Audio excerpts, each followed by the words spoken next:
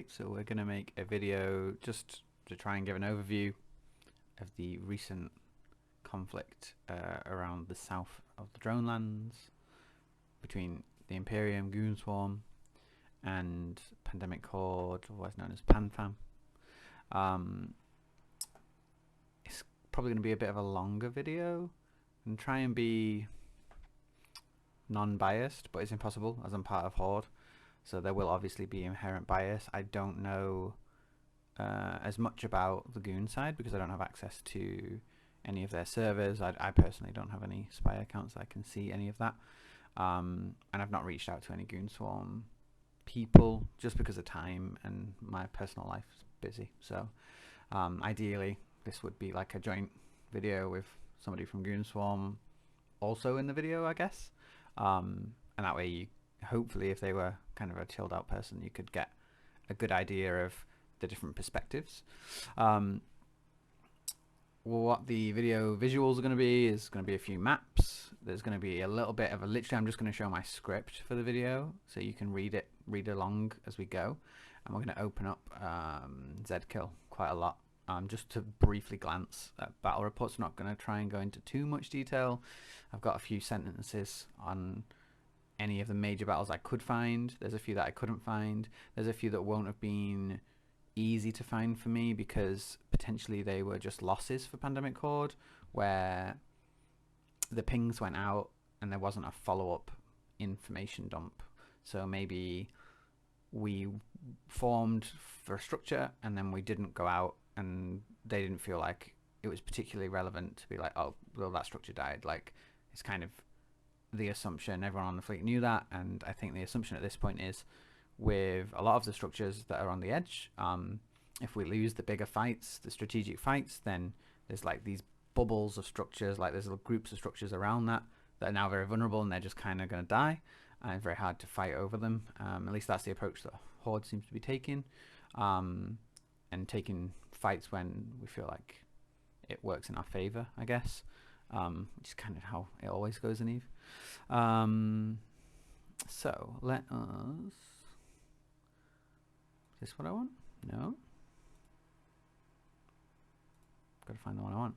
Here we go.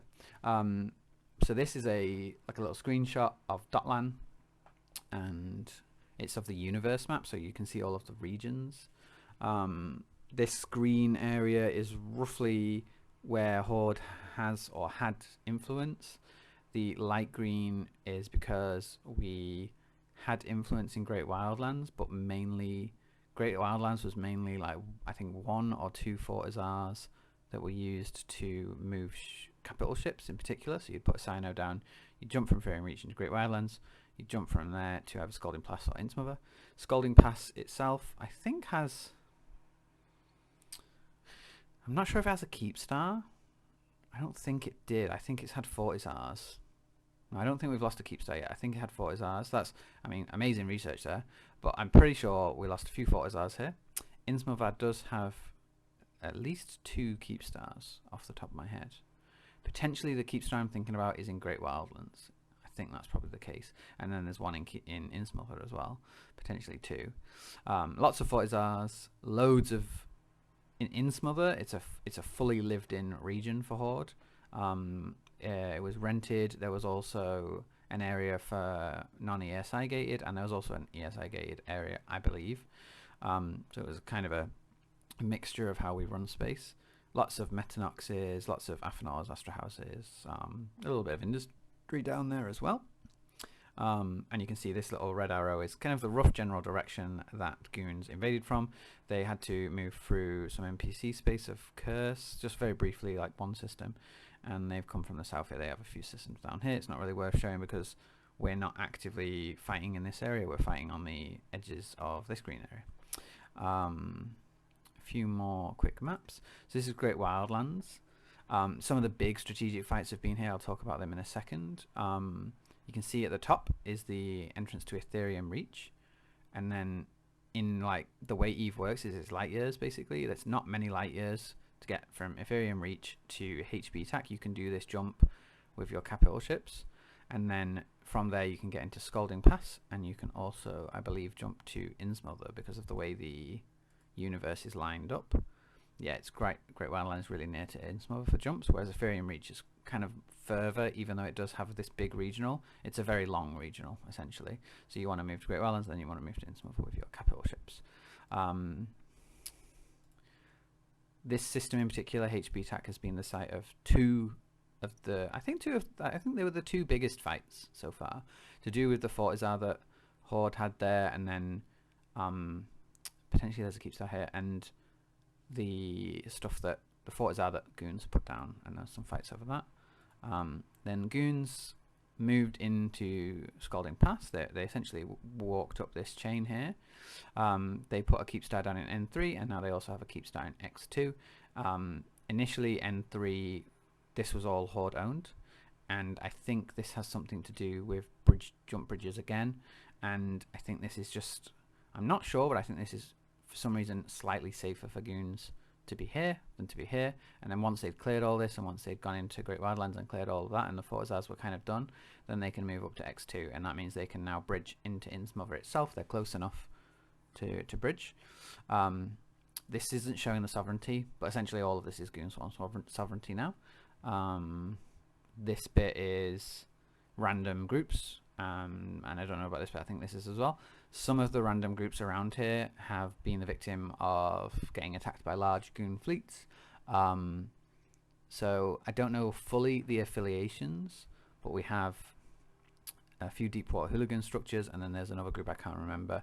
Deepwater traditionally don't like Goons, as far as I'm aware, so they're kind of frenemies of Horde.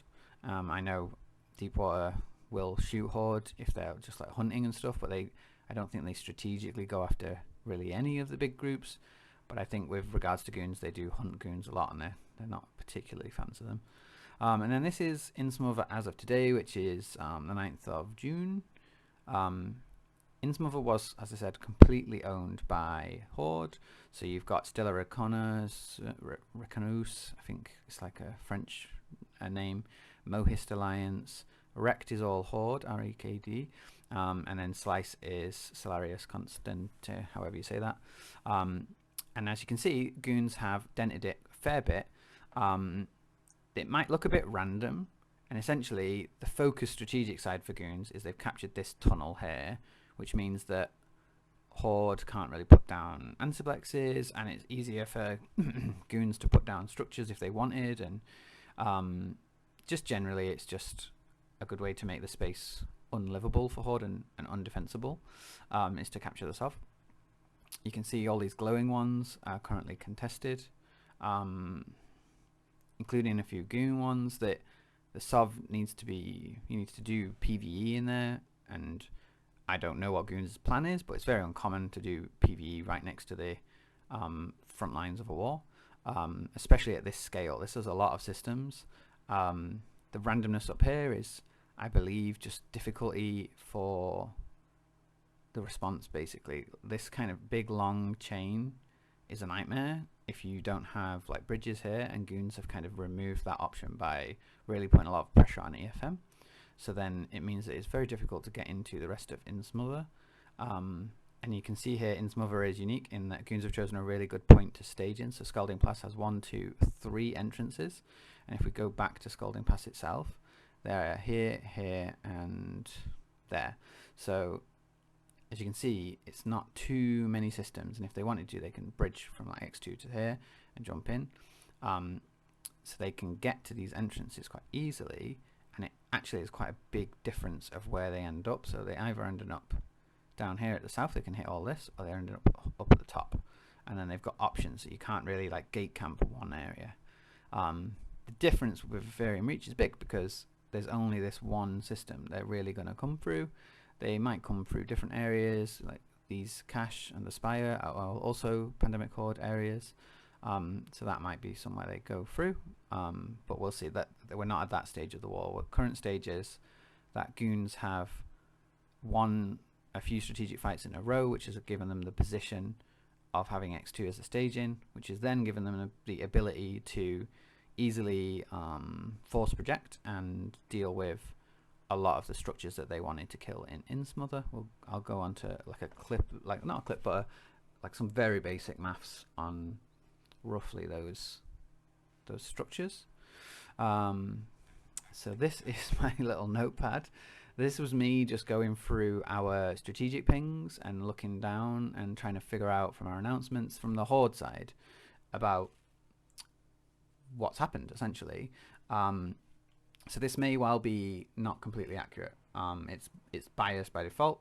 I've got the Z-kill reports up, and I've tried to be unbiased in my review of the Z-kills, and tried to give a little bit of context to why some of these big fights go the way they do, or why they went particularly the way they did. Some of them are player skill that's changed the fights, well, I believe so, and some of them are high level decision making that's made the difference, and some of them are Horde taking fights that maybe they were they had lower numbers, or just straight up the +1 dynamic. It's not always true in these huge fights that it's always +1 is better, and some of these will show that. So on the 25th of May, was it? I'm slightly dyslexic in that. Yeah, May. The Horde side of things, there was an announcement. A lot of Horde are aware of when things like State of the Union come up. It pays to keep an eye on what your enemies are thinking. But Horde leadership announced on the 25th that Goons have announced they're attacking insmother, and there was a regroup. This was specifically for the capital ship side of things, and it was to move all of our stuff from EFM back to GTAC-Q, and to move capital ships from MJ to GTAC-Q. This essentially forced all of our capital ships into one spot, meaning that if we wanted to go all in on a fleet and really push the button on the capitals, then they could do. I believe that's the idea. Then the next day, that was all done, and I think there was a bit of setup done for that, and just that was kind of the priority. And then there was full sub-capital move ops of major doctrines to GTAC-QT, and I think this is an admittance of this is going to be quite a serious force from Goonswarm, because this is only 5 jumps different if the Ansiblex network stays up. It's much more if it's 11, 12 if it doesn't.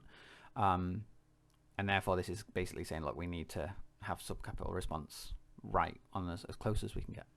And then a few days ago, additional doctrines were moved forward. So they're basically expanding the options for their big fleet engagements of what they can use. We'll get straight into notable fleet engagements. Maybe I should have opened these previously. This one is 25th of the 5th. It was quite an even one in Scalding Pass, so it's in that. I think it's in the build up. Yeah, so it's Altac QQ over here in Scalding Pass, and it ended up with 25 billion Goonswarm deaths to 27 billion of Horde, 190 to 200 Goons versus about 250 Horde. Subcaps Goons had Fax, which can be quite a good force multiplier if you're using that. And the objective was to stop one of our Fortizars being reinforced, and this was achieved. So this is, with hindsight, we can see that this was only a stall. I believe this Fortizar did die later. But at the time, we kind of got an even fight out of it and stopped the Goon fleets doing what they wanted. So for Horde, that was kind of neutral or slightly to a win. And Goonswarm, it was a good start because they have got a big fight out of it, which is always good for morale at the start of a war. The battle report is here. It looks like some battleships, but mostly it was battle cruisers. And this was definitely in the early days of the war. You'll see lots and lots of this battle cruiser type stuff. Another interesting thing is you just quickly glance at the time. So the time for this was kind of early American, kind of late European time zone. So then we've got a very, very small one, which I think is really small. Let me just have a quick look. I think this was, we formed a fleet and Goons were on the other side of the regional gate. Yeah, and they didn't really come through. A few people accidentally hit jump on the gate, which always happens in these huge fights. And we had a slightly better numbers than them. It's just an example. There's a lot of examples in this of just like little skirmishes, just to give people a real, true idea of what a nullsec war is. It is these big, huge battles, but there's loads of little things happening as well. And they may seem inconsequential, but every time we have one of those, NFC has to organize it. There has to be scouts. You know, there's energy expended, ships moved. Sometimes that's a good thing because it's momentum building, and sometimes it's a bad thing because it's exhausting. I keep doing the same thing. I keep closing down my VR tool rather than just having it open, staying open. So the next one, I actually managed to get on this one. Basically, Goonswarm said that any of their member corps can go and attack structures, and they can keep some of the loot from it, and that led to some kind of bad decision making by some of the member corps. This corp here,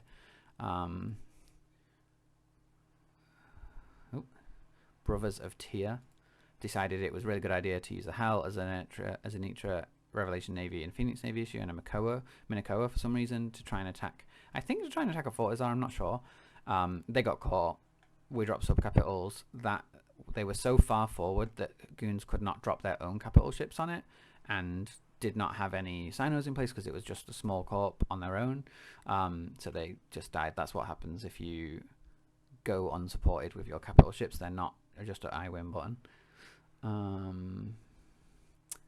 So then this says the first very large fight. Have I not got? I've got the Z kill here. So 64 billion ISK for Goons versus 85 billion ISK for Horde. So we lost 20 billion ISK more than they did.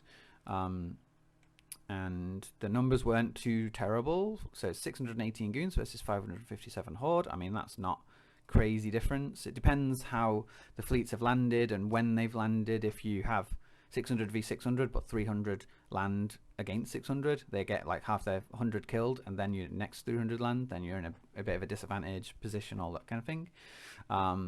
You'd have to really watch some videos and analyze these big fights, and maybe you will do that at some point, but I doubt it, just because getting the footage is quite intense for the PCs. I'm usually maxing out what my PC can do, which is not much, which is like 2-3 accounts.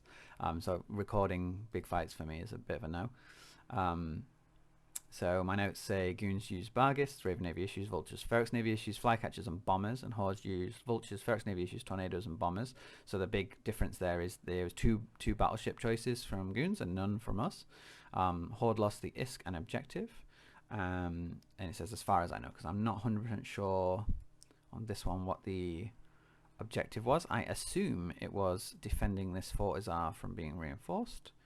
I think we were having like a tie-dye fight, and I think that we withdrew essentially. You can see lots of the Vultures died, which is tricky to replace. They're Tech 2 ships. They do take a little bit of work to replace.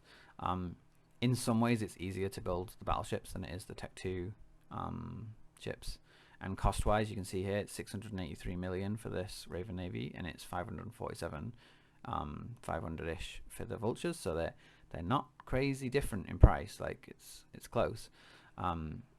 So those battleships, it appeared, were the right choice in this fight. We'll talk about the damage group, the damage types and things like that, but basically if you're in the railgun ships, they can only shoot railgun ammo, which is very, very limited in its damage type. Whereas if you're in missile ships or artillery ships, which is for the big fleet fights, the weapon choices, they can use selectable damage type. They can choose which kind of damage they do, which can sometimes give you an advantage. Then another quick skirmish fleet. We've got the kind of skirmish doctrines starting to show themselves a little bit. So Horde tend to use tornadoes. We've got one particular FC who does that. And then Goons like to default into a flycatcher fleet. If you land a flycatcher fleet on another fleet, and you want it to, you want that fleet to stay still, flycatcher is a very good choice because every single person in this fleet can launch a bubble, and they can all do things. Like I think they all have a scrambler. Oh no, they don't. They just have the bubbles. Yeah, so they're okay for this, and then I think they usually support them with some assault frigates or tackle. Not so much today, not so much in that one. A little bit. The idea being land on the bad guys, start shooting them with the missiles. The flycatchers can do that, and they've got good Tech 2 resistances and bubbles. So it's quite a unique thing that Goons do, that flycatcher fleet. It's not done, as far as I'm aware, in any other group. Most other groups take a few dictators and then use assault frigates for slightly harder tackle, and then if they want, bring in a bigger fleet. So then this was another engagement over a fort. It was what I would classify as large, but not super big. So we're starting to see things heating up a little bit. The battle report is from 3 systems in insmother. I think there was a little bit of a chase that happened, so there's a little bit of stuff dying in different places, but essentially all through the same rough time zone. Horde lost a Minokoa. They used a fighter blob from these ships that obviously didn't do very much, because look, they only did 3.7k damage compared to you can see here this vulture did 28.9k damage, so pretty big difference. Horde were about half as efficient on the ISK war, so again lost the ISK war again, so we had an even fight, one slightly in favor of Goons, and then this one was maybe double in favor of Goons. The numbers are still not crazy. 20 billion ISK on a big alliance engagement isn't ridiculous. They seem, I don't know for certain, but alliances seem to be able to support that kind of fight every week or so. You know, it's fine. Losing like 20-30 bill is kind of water under the bridge. And you can see like loads of logistics and stuff. You can actually see it looks like a lot more ships from Horde, but maybe they just didn't manage to get them involved. And then ships lost. Oh, sorry, I'm reading this wrong. So this is actually a Horde win. And Horde, yeah. So Horde upshipped. So this time Horde brought the battleships. And that's a bit of a theme. It's whenever the battleships show up and not for the other side, the side with the battleships seems to win in the current meta. These notes are impossible to read, really, because of the same text. So we've got a few more skirmish fleets. There was a nice bomb run. This was actually a fleet that I FC'd. It was Kikimoras versus Caracals. The bomb run hit the Kikimoras. We were kind of expecting it. Most of the Kikimoras didn't die, but we had a few who were in Mike Warp Drive fits, or they had fits without the correct resistances, so they did die. More tornadoes versus the Retribution Flycatchers. The tornadoes did much better this time, so obviously they maybe learned a little bit from the first one. They killed 5 bill and lost only 500 mil. So Horde are having kind of even or okay fights for a day or two. Nothing big though. This says small engagement with Horde having a numbers advantage. Let's have a quick look. Refresh the memory. So this one was, yeah, small. Is the engagement was small, but the fleet sizes were actually decent. So you can see here it's 248 for Horde, like quite a big numbers advantage to 107 from Goonswarm. I think this was a singular Goonswarm fleet compared to with quite a large strategic response from Horde, like a flash bomb strategic thing to try and catch them. And they managed to catch 9 billion ISK, and they lost 2 billion. So I'm sure the response SC was happy with that. And then I think we start getting into big ones. Yeah, this is slightly bigger one. This is Horde. Goons lost 13 bill and Horde lost 26.6 bill. The iHub objective completed for Horde, so Horde defended that iJob. Again, with retrospect, this is we now see as just a stalling. It wasn't we weren't able to capitalize on that and hold it forever. It was roughly 350 goons. Sorry, what does this say? Goon numbers roughly 350 versus Horde 250-ish. Goons had battleships, Raven Aviations, Vultures, and the normal support bombers, and Horde had Vultures, F&I combos, support NATO fleet. So I think Horde have managed to get the objective, but again, the battleship choice seems to win out the day in most of these fights, and you seem to have a much healthier loss ratio when you've got the battleships on. Potentially this is mixed in with, I think what's happening with these battleship things is twofold. I think that the battleships are a very strong choice, and they do win the grid fights when you're on the same grid, and the result is that the battle cruisers have to leave the grid. And what typically happens when you've got more than 100, 200 people is that some people will be not flying correctly or getting caught out, or just the tackle will be good on the other side, and you will always lose a chunk of your fleet when you disengage from the fight. which means that you basically, if you leave grid, if you run, you will always have a bit of a worse outcome, even if you were even before that point. If you were 10 bill to 10 bill, maybe this was like that, then that when you leave, you lose an additional 10 bill, just because lots of things are getting caught, things like that. On the third, there was 2 Metanoxes that got killed. They were anchored by a group. I think they're an affiliated group with Goons, and not Goons directly. We're just trying to get some Metanoxes down on maybe some nice moons in insmother that were cleared off, and they were killed before they managed to get them down. Goons anchor a Fortizar on the Keepstar grid.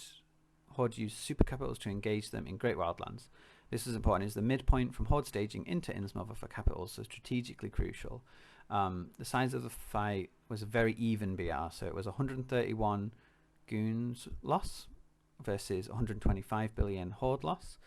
I put a note here, it says super carriers were used, and probably in real terms Horde lost more ISK than is listed on Zkill. And the reason for that is that fighters are deployed from super carriers, and if the whole wave of fighters is not killed, a Zkill report doesn't get populated. You can pull back that wave of fighters and dock it, but how a wave of fighters works is each fighter is an actual item, and if it blows up, it doesn't, you don't get that back into your inventory, and you have to buy a new one, and they're quite expensive.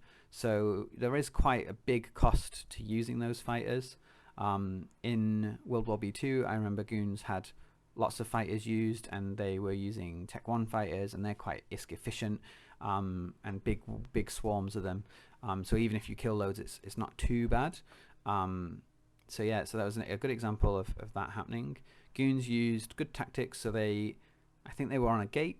We were jumping battleships into the gate, and it was in tie-dye, and they had Zenitras deployed, so they're dreadnoughts, Triglavian dreadnoughts, which typically are quite famous for not being able to hit anything. And they used a non-siege Phoenix Navy issue, which I think I remember a Goon FC complaining that was a thing that you could make them, because they have a bonus to target painting. That would make the battleships bigger. The Zenitras can now hit them, especially when they're just coming out of a Titan bridge or jumping through a gate, and they're stationary pretty much.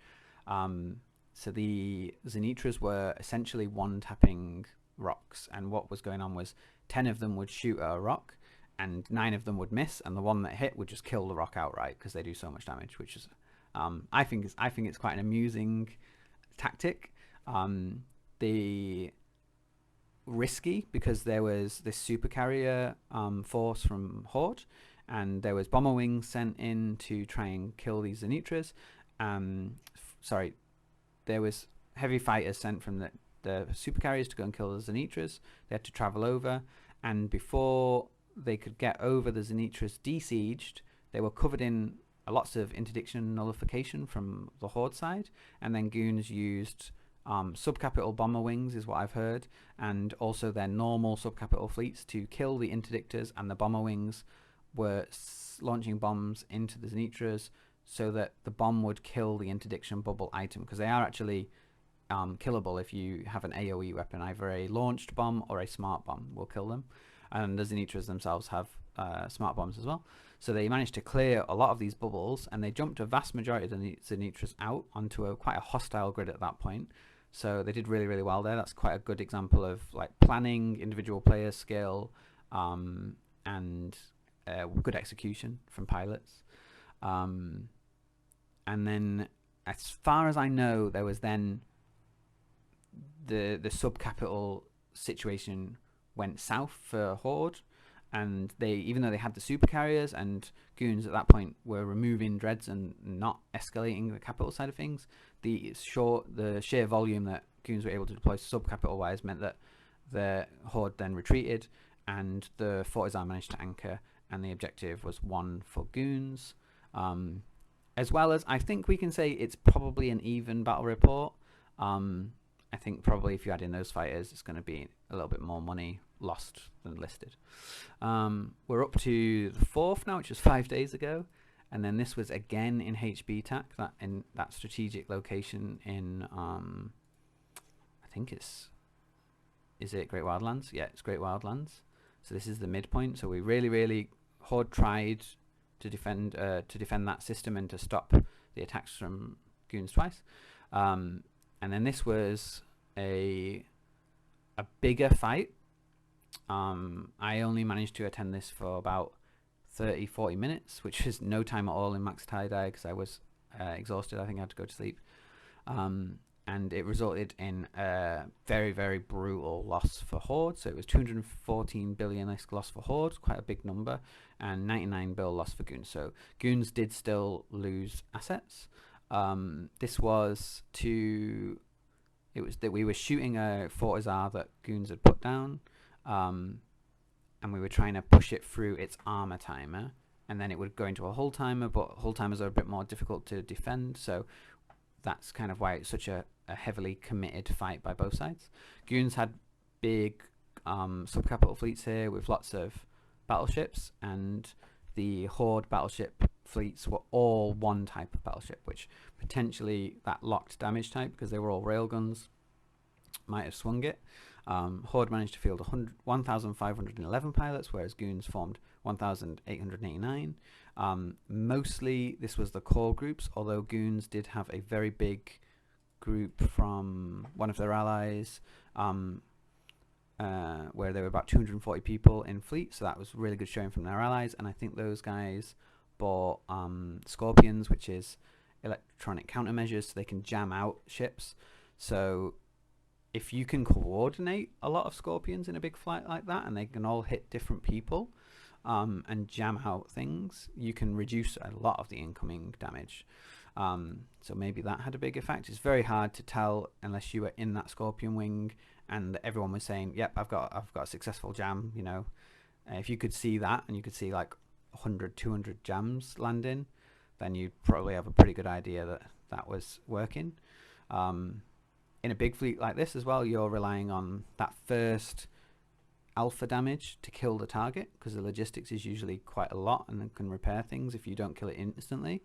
And if you used a Scorpion wing to say just remove 30 or 40% of the damage ships from another fleet, that might be enough to just make that first damage not land, and then repairs happen and it either slows down the kill and it takes the second shot to kill it, which is a big difference. It's twice as long, or it the target gets saved completely, which would take a lot more time. And these big fleets where we've got enough damage to kill battleships straight away, they're just races. They're just who can kill enough battleships quickly enough to make the other side now not be able to kill your battleships. They're DPS checks essentially.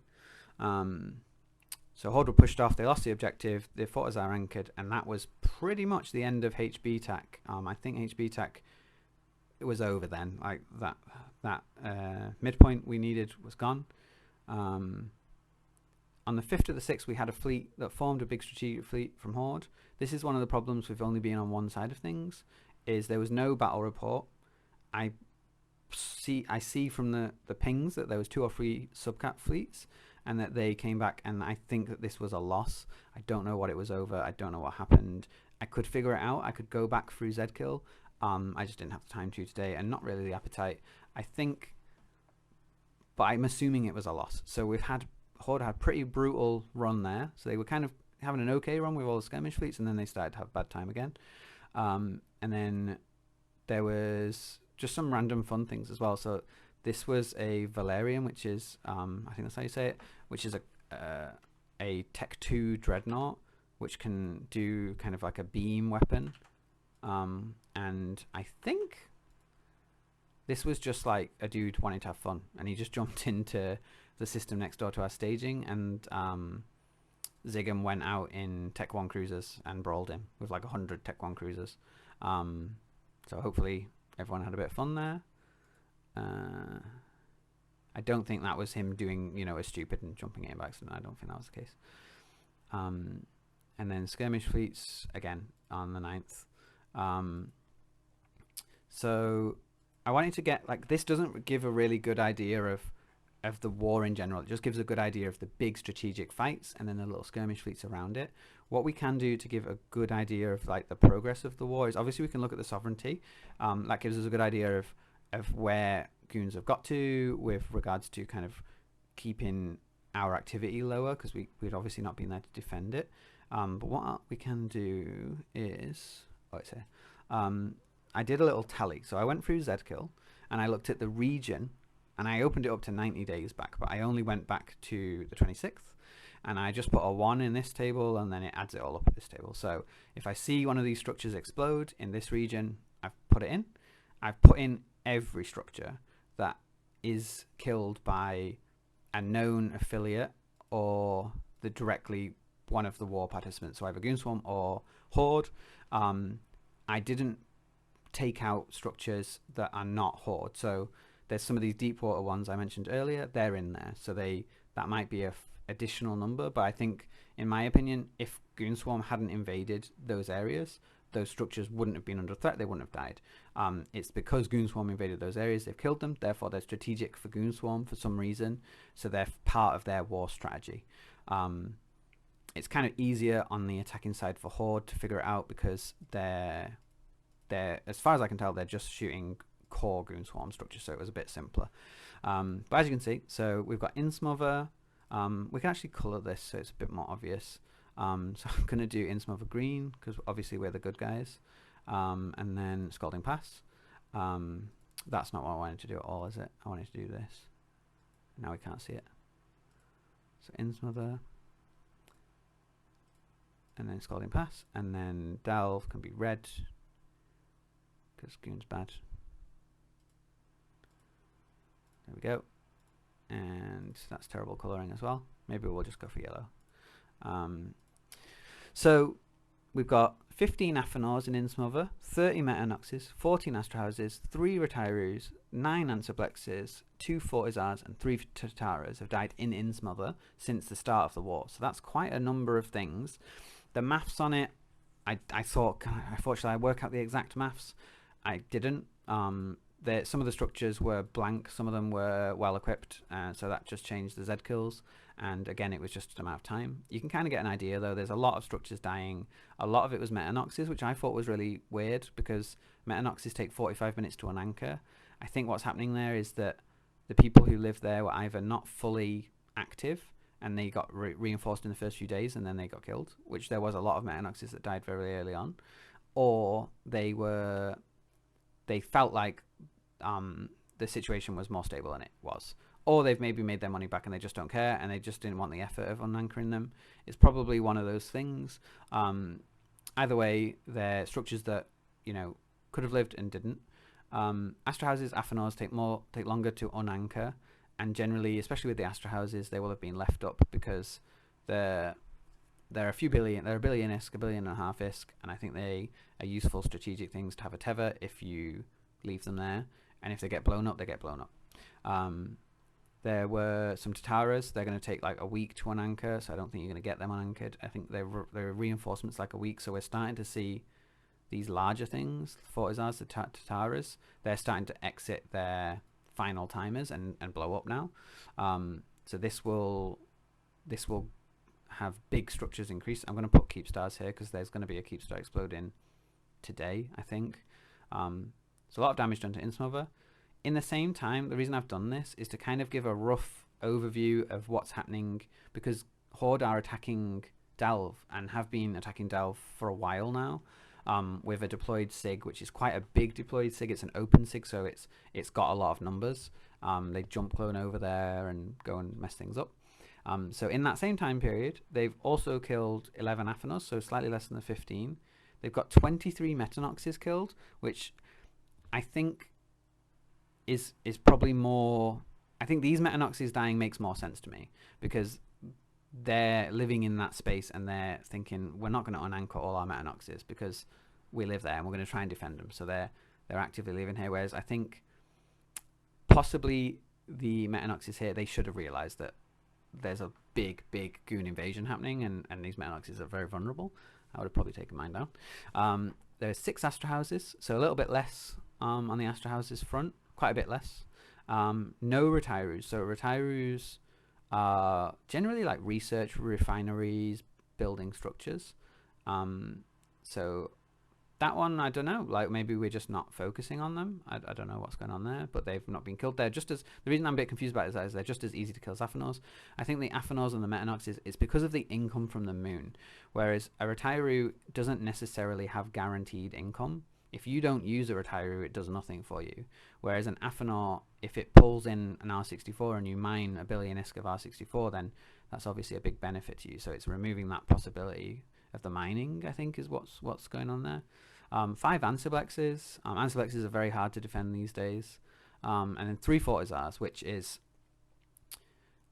It could be argued that the Fortizars are dying because goons are up here doing their big things here, and they can't form to defend them.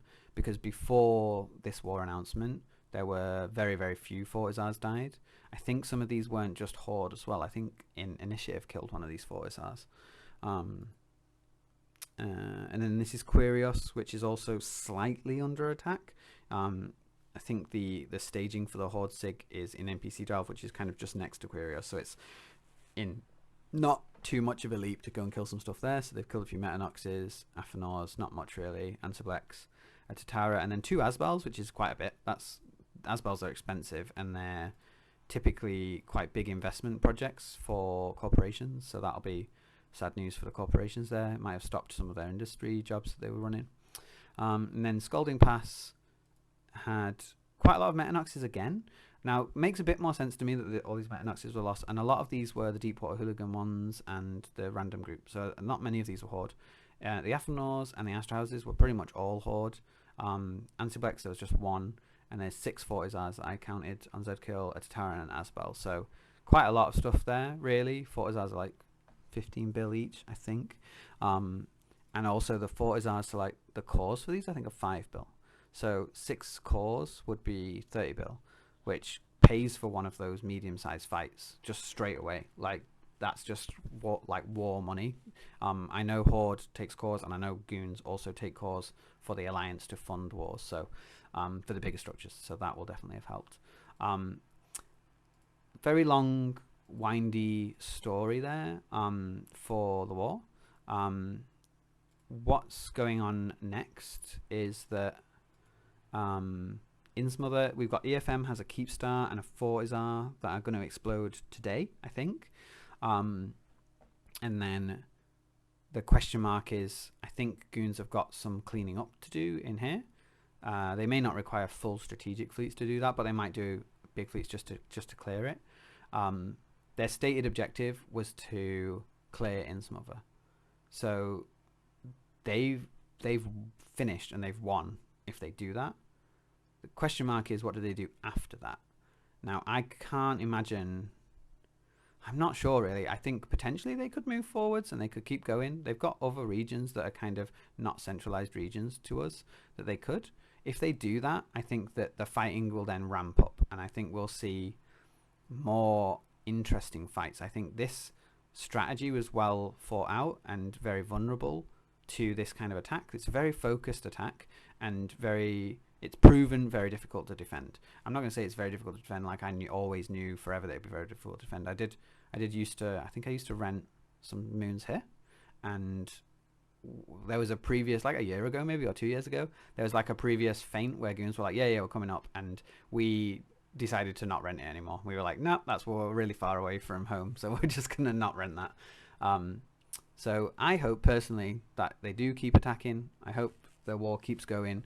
I think that the skirmish type stuff, which is the stuff I really love, is starting to form a bit more. It's difficult at the start of wars to do the skirmish fleets because a lot of the logistics of moving ships is focusing on mainline doctrines, and the skirmish type doctrines, people don't have them fully set up, and it's a bit cloudy as to how to get to the front line and things like that. I think that's kind of all getting figured out by FCs now, so from both sides. So Goons are sitting in our staging with exec and AV issues, and we're going and fighting them with tornadoes, and people are going and doing all that kind of thing. So that's the overview. We're about 2 weeks in, nearly. That's my best attempt at an overview. Somebody asked for it, so we've had a go. If this gets a bit of feedback, I can try and change things. I can try and do another one at some point. They did take quite a while today. It took me a while getting attacked by a dog because I've got a puppy. It took me a good few hours of on and off trying to figure this out, exactly what's been going on. I will have missed stuff. I will have missed specifically Goon stuff. Obviously, Goons have had lots of fleets to go and ref and and destroy structures, and they've been doing lots of entosis work. This is a heck of a lot of entosis work they've done in a week or two, so I guess their entosis pilots are have been worked quite hard, so maybe they're going to have a little break after they've done all this. We shall see. I'm going to stop rambling now because I think I've lost the train of thought. Have a good day, and thanks for watching.